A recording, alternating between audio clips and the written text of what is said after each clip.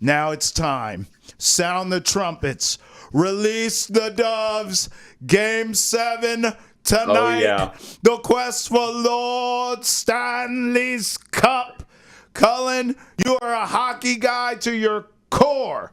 I need to know, who do you got tonight? Because I am looking at remarkable,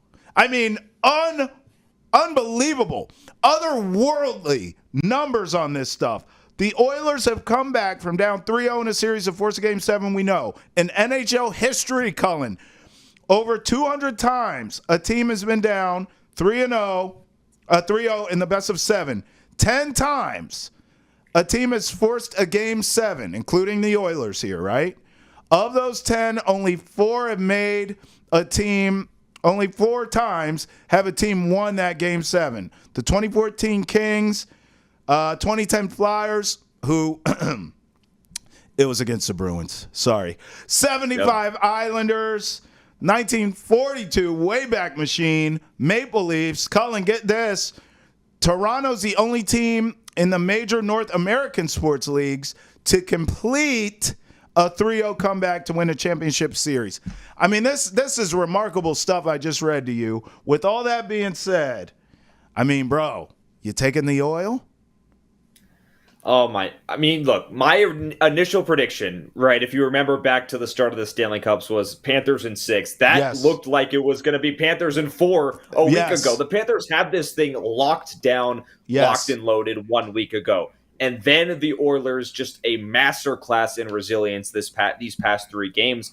And it's been a complete identity and mindset shift throughout this series. Yes. And you have to think, like, the Oilers, in 2 of their 3 losses in these Stanley Cups, in Game 1 and in Game 3, by and large, they played like the better team. They outshot the Panthers. They had better high-danger scoring opportunities. But the difference maker, like I talked about in our previous episode, was Sergei Bobrovsky, that he was the best goaltender. He was the best player, the odds-on favorite for the Conn Smythe in the first 3 games. And then the Oilers started taking it to him. Bobrovsky in the past 3 games, a save percentage that's around .780.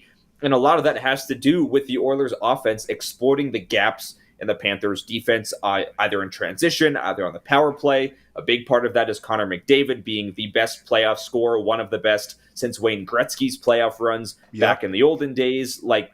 So I think this is a long-winded answer because I'm really not sure at this point, and I think in my heart of hearts that the Panthers are going to lock this down. And that was my original prediction. I had the Panthers winning from the start, even though they lost these 3 games in a row. I don't think Bobrovsky loses this one. I think the Panthers finish the job, but it's going to take a lot, and so much has gone wrong for them. The power play has been atrocious. They've scored 5 goals in their past 10 periods. The Oilers' defense has been really, really strong. Evan Bouchard has been a fantastic offensive defender for Edmonton. But I just think that 3-0 deficit, even though it's been erased, I don't know. It's a gut feeling for me that the Panthers are going to take this one. And I think it's going to come down to Bobrovsky regaining that form. I think, Matthew Tkachuk and Carter Verhaeghe are going to start scoring here in this series.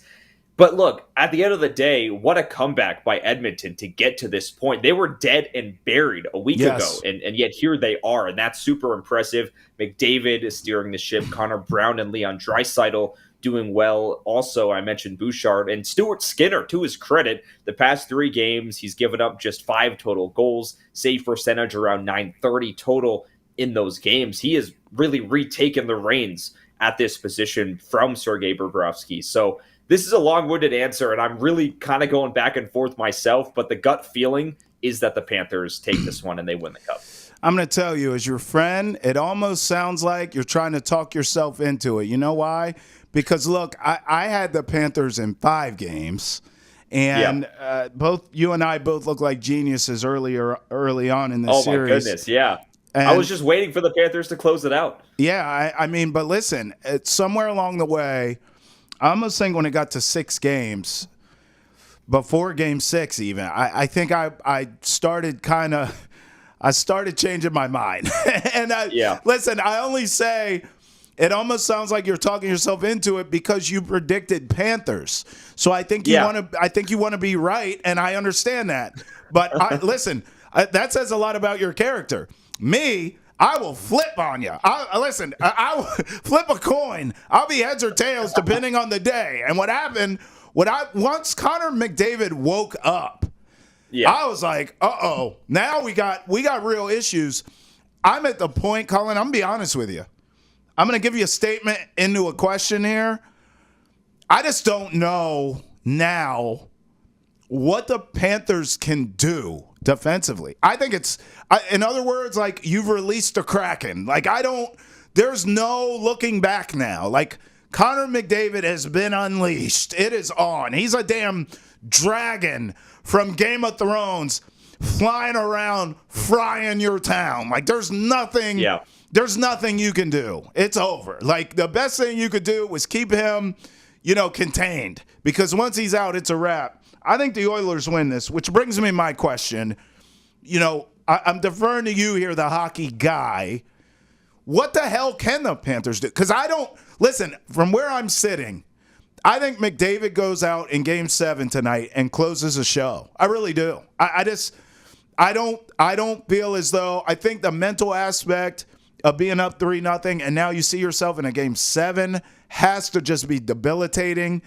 And I also feel like he is that dude who can he's already taken over the series here in a Game 7 for his legacy, for as great as he is. He needs this Game 7, and he knows it, and he means business.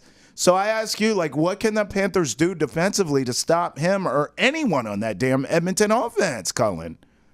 Yeah, you look throughout the entire playoffs, and Florida's hallmark has been an all-around commitment to defense, and that has been whether it's Barkov on Artemi Panarin, or it's against David Pastrnak for the Boston Bruins, or Nikita Kucherov for the Tampa Bay Lightning. And I thought coming into the series, I was like, okay, obviously McDavid is in a class above those three players, but there should be a way for this defense to do gap control, to tighten up, punch him to the outside, not let him dice and slice. And It's McDavid, and I think I just severely underestimated what McDavid would bring against the Panthers, because their hallmark was that suffocating style of defense. Right. And then Sergei Bobrovsky comes in and makes the key saves, and he did that in those first three games when the Oilers were still trying to figure things out. But I think a key aspect of this was head coach Chris Knobloch for Edmonton switching up the line combinations midway through the series. He put Warren Foegele up with Leon Draisaitl, and that unlocked Draisaitl a little bit more in Game 6, and Draisaitl himself is kind of saying he's not loving the way he's playing in this series. Mm-hmm. So,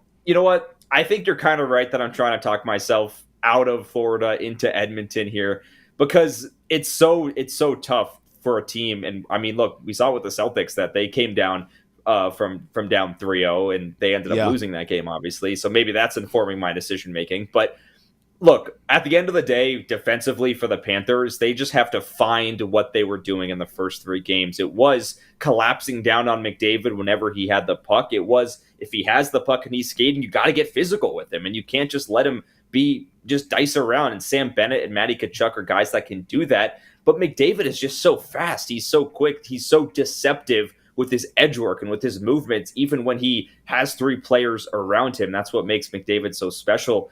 And he is the game breaker. And at the end of the day, it's probably going to come down to a slugfest here in Game 7. Can the Florida offense also wake up? Can Verhaeghe score his first goal since Game 1? Can Sam Reinhart and Matthew Tkachuk and Sam Bennett and Alexander Barkov actually start scoring goals against Stuart Skinner? And these are a lot of ifs for the Panthers, because they just haven't shown anything offensively or defensively or on the special teams in the past three games. And that's what it comes down to. So what can they do defensively? It has to be a retainment of that all-out commitment to defense, collapsing on McDavid whenever he has the puck. And if it does come with the sacrifice of transition opportunities, you're just going to have to take that on the defensive side of the puck, because you cannot let McDavid beat you here in Game 7. Which fan base hurts the most from a Game 7 loss? So, because listen, I see both sides. It's got to be the Panthers. Well, yeah, but if you think about this, right? So historically, everyone's laughing at you, right? If you lose this, literally, we just gave you the numbers. Like, you made history, you're a loser.